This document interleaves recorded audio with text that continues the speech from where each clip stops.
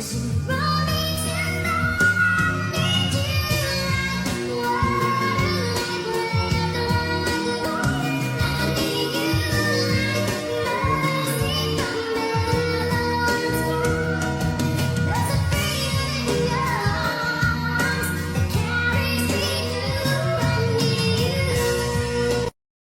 bale, mahulog at matalo ka man sa laro ng buhay, may pagkakataon ka pang bumangon.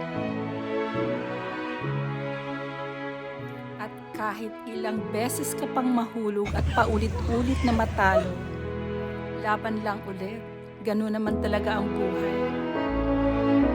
Huwag kang mawala ng pag-asa kapatid, kapit lang. Diyos na ang bahala.